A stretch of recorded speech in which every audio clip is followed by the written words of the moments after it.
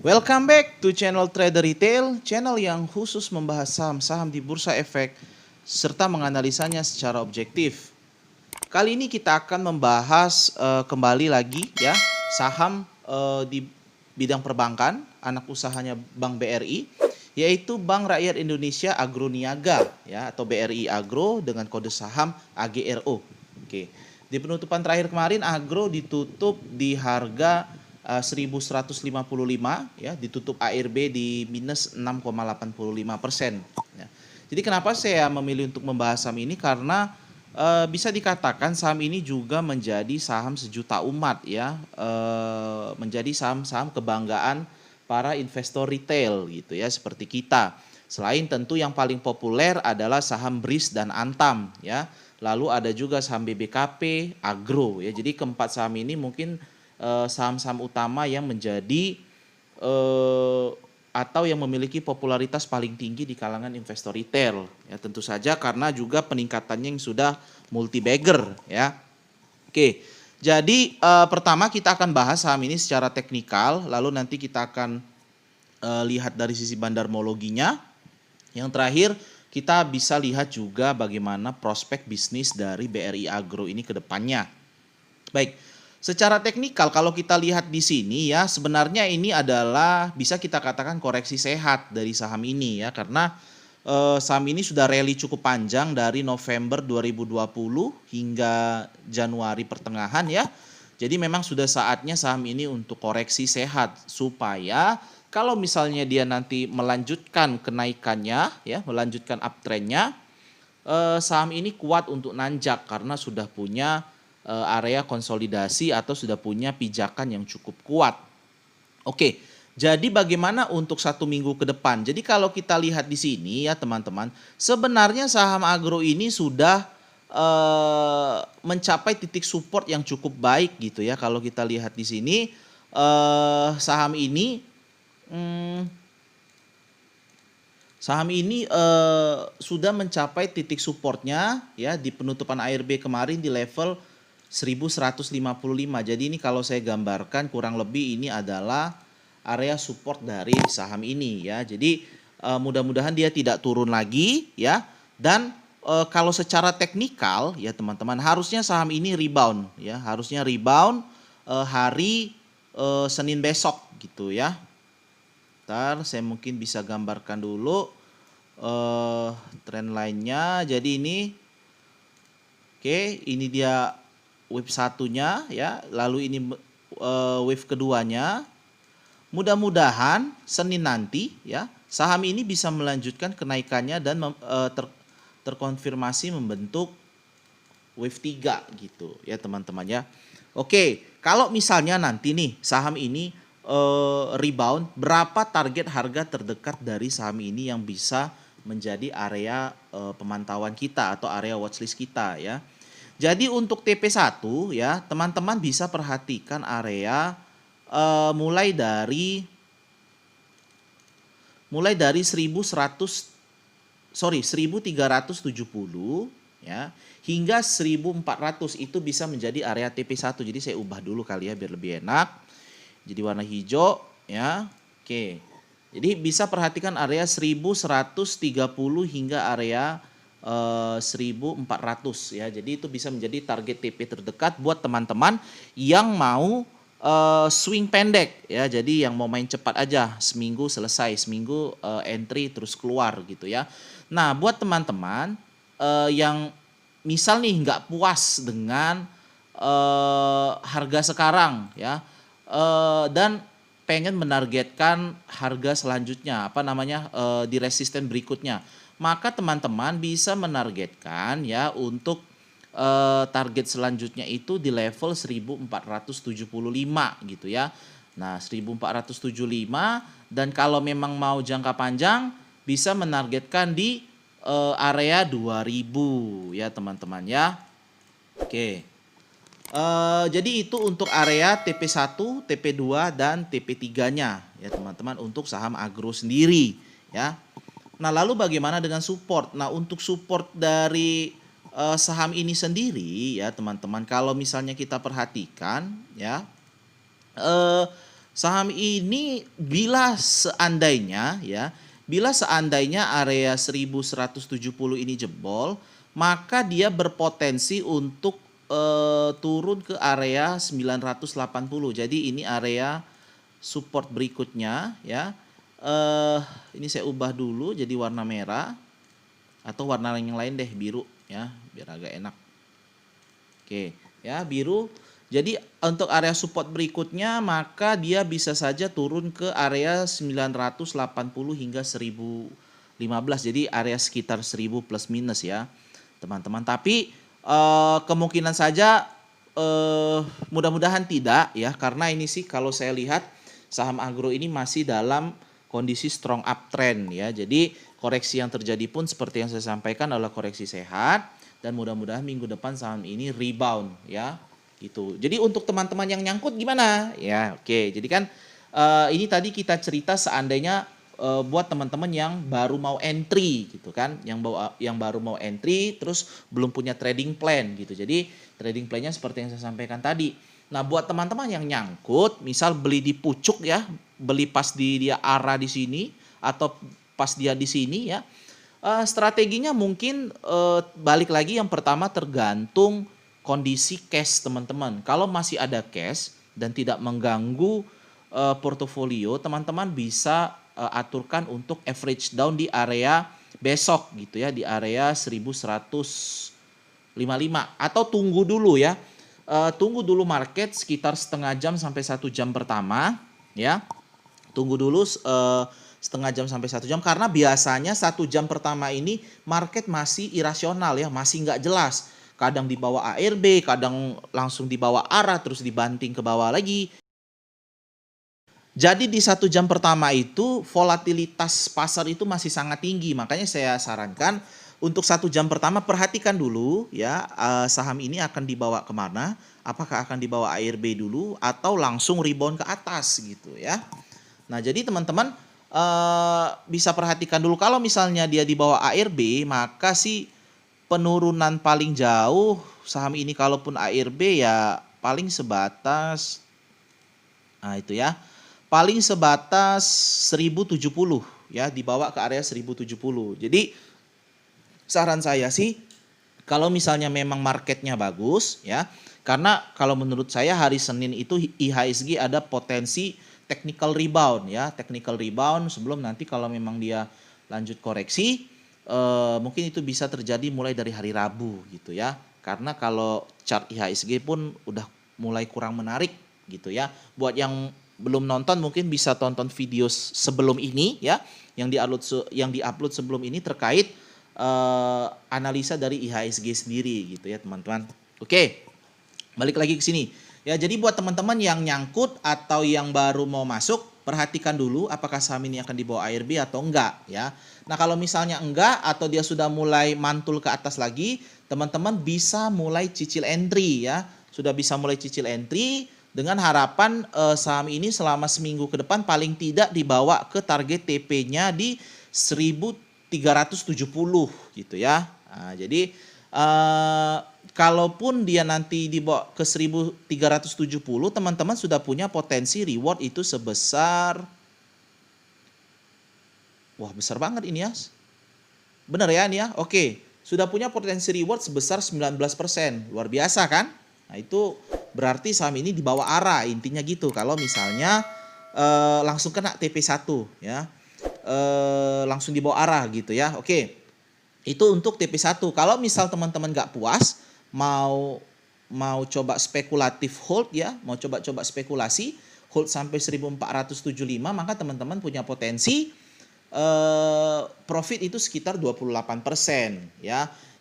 Dan untuk teman-teman yang mungkin nengoknya prospeknya jangka panjang ya, mau swing panjang gitu ya, mungkin 6 bulan ke depan gitu ya, karena mungkin teman-teman melihat prospek saham ini masih bagus. Teman-teman bisa menargetkan harga di area 2000 ya, 1900-an hingga 2000, dan di situ teman-teman punya potensi reward sebesar 72,3%. Ya, itu teman-teman ya. Oke, itu tadi buat teman-teman yang mau apa namanya, potensi hold jangka panjang ya, atau swing panjang lah ya, 6 bulan atau maksimal hingga akhir 2021 gitu ya teman-teman. Oke, jadi itu tadi untuk pembahasan secara teknikal dari saham agro, beserta juga kita sudah buatkan trading plan-nya ya. Jadi untuk area support batasnya adalah 980 ya. Jadi kalau 980 ini teman-teman bisa potensi loss-nya sekitar 15%. Oke, kalau nggak kuat ya, kalau misalnya teman-teman nggak kuat dibawa ke minus 15%, udah nanti kalau kira-kira di ARB dan nggak naik lagi, mungkin di hari Selasanya langsung bisa antri jual aja. Kalau yang nggak kuat ya, silakan cut loss daripada nanti teman-teman psikologi tradingnya terganggu gitu ya. Oke, itu tadi untuk target, support, dan resisten dari saham agro. Lalu bagaimana jika kita lihat dari segi bandarmologinya ya, apakah terjadi akumulasi besar atau justru sebaliknya terjadi distribusi di saham agro ya. Jadi kalau kita lihat di sini ya teman-teman, jika saya ambil dari perdagangan terakhir kemarin ya di hari Jumat tanggal 22 Januari, maka sebenarnya kita bisa lihat di sini terjadi distribusi ya yang dilakukan oleh big player ya di sini, walaupun sebenarnya nggak big player banget ya, masih terjadi distribusi kecil lah, karena kalau kita lihat di sini juga sebenarnya volumenya kecil ya untuk tanggal 21 dan 22 Januari kemarin, sehingga itu pun menambah kesempatan bagi saham ini untuk rebound lagi di hari Senin ya. Ingat, penurunan yang tidak dibarengi dengan volume yang besar itu menyimpan potensi rebound yang cukup besar ya. Itu kuncinya untuk analisa teknikal dengan membandingkan chart dengan volume harga gitu ya teman-teman ya. Oke. Balik lagi ke sini, kalau kita lihat di sini terjadi distribusi kecil yang dilakukan oleh DR ya, kurang lebih 20 miliar ya, lalu didistribusikan secara merata ke seluruh broker-broker lain. Cuman yang menarik di sini teman-teman, kalau misalnya kita lihat sebelumnya gitu ya, maka di sini kita dapat lihat sebelum terjadi ARB ini sebenarnya ada akumulasi juga di sini yang dilakukan oleh CP dan YP ya. Jadi di sini CP melakukan akumulasi yang cukup lumayan ya kalau kita bandingkan dengan broker-broker saham lain ya. Dia akumulasi dua broker ini aja melakukan akumulasi sekitar 52 miliar ya. Akumulasi sekitar 52 miliar di harga 1.300-an gitu ya. Di harga 1.300-an. Jadi ini adalah area dari 1.320 lah tengah-tengahnya ya. Oke, jadi ini kurang lebih di situ, ini akan saya ubah menjadi warna biru ya. Jadi ini adalah 1.325 ini adalah harga rata-rata dari kalaupun kita sebut bandar kecil ya, mereka akumulasi di area sekitar sini sebanyak 50-an miliar. Dan artinya apa? Artinya kalau memang di situ terjadi akumulasi oleh bandar selama koreksi sehat dari agro ini, maka ya paling tidak kita tahu harga akan dikerek balik ke harga modal bandar ya, di harga 1.300 sekian. Dan dari situ saja teman-teman sudah punya potensi reward sebesar 15%. Ada potensi cuan di situ teman-teman ya. Dan kalau kita berasumsi seperti itu, area 1.300 sekian ini kan baru area BEP dari bandar nih ya, baru area BEP. Nah tentu harga akan dikerek lagi ya, akan dikerek lagi, dikerek seberapa jauh itu tergantung sampai bandarnya mau TP di harga berapa. Ya tapi buat teman-teman yang sudah serok bawah, mudah-mudahan nanti bisa kita pastikan, mudah-mudahan kemungkinan untuk cuannya lebih besar daripada loss-nya ya. Itu skenario 1 ya. Tapi skenario 2 bisa saja nanti ya seperti yang saya sampaikan sebelumnya, volatilitas pasarnya agak tinggi, harga agro ini di bawah ARB dulu ya, dia bentuk shadow hingga ARB di level 1070-an tadi ya. Dia bawa shadow, ada shadow ke bawah di bawah ARB dulu di sesi 1. Tujuannya supaya apa? Supaya ya dua broker ini, dua bandar ini, si CP dengan YP ini bisa average down lebih bawah lagi gitu ya. Jadi kalau mereka punya barang di 1.300, terus mereka average down di harga 1.100, berarti average mereka di tengah-tengah itu ya sekitar 1.200 ya, which is sih kalau saya lihat masih oke. Artinya apa? Artinya harga entry nanti dengan harga average bandar kurang lebih akan sama gitu ya. Jadi mudah-mudahan kalau misalnya nanti harga dikerek, teman-teman bisa ikut profit bersama bandar ya. Itu tadi ya teman-teman untuk analisis bandarmologinya. Jadi sih kalau saya lihat secara teknikalnya dia cantik ya, bagus ya. Secara bandarmologinya juga dia cukup menarik. Lalu bagaimana dengan potensi ataupun prospek secara bisnis? Nah, sekarang kita keluar dulu dari analisa saham ya. Keluar dulu dari analisa sahamnya. Kita sekarang coba lihat prospek atau potensi bisnis dari BRI Agro ini sendiri ya teman-teman. Jadi saya coba untuk mencari beberapa artikel ya untuk mendapatkan beberapa insight terkait saham BRI Agro ini. Jadi kalau menurut saya sih prospeknya cukup menarik ya, cukup bagus, sama kayak saham Bank Bukopin BBKP setelah diakuisisi oleh Kukmin Bank ya. Saham BRI Agro ini pun kedepannya akan cukup menarik karena saham BRI Agro ini diplotkan oleh induknya yaitu Bank BBRI untuk fokus di atau untuk mengambil spesialisasi di bank digital gitu ya. Jadi memang seiring perkembangan zaman ya teman-teman, area teknologi zaman teknologi semakin maju ya, digitalisasi itu adalah sebuah keharusan. Kalau suatu lini bisnis tidak mau masuk ke ranah digital, bisa dipastikan 5 tahun sampai 10 tahun ke depan bisnis tersebut akan hilang karena dia tidak mampu bersaing karena tidak mengikuti zaman gitu ya. Jadi untuk Bank BRI sendiri sudah diplotkan, BRI Agro maksudnya diplotkan untuk menjadi bank digital ya. Dan BRI Agro ini sih kalau dilihat di sini ya di artikel lain, mereka akan berkolaborasi dengan beberapa startup gitu ya. Beberapa perusahaan startup, kayak gini aja deh lebih nampak full ya. Dengan beberapa perusahaan startup yang sudah cukup punya nama di Indonesia ya. Misal nih Investri ya. Investri, lalu ada Coinworks ya. Lalu ada Payfast gitu ya, ada Restock.id, ada Tanihub, ada Modal Rakyat. Nah, kalau Investri dengan Coinworks ini kan platform untuk peer to peer lending ya. Peer to peer lending atau crowdfunding ya. Jadi ya untuk peminjaman online, namun dananya dikumpulkan secara gotong royong gitu ya. Oke. Kalau Tanihub ini adalah untuk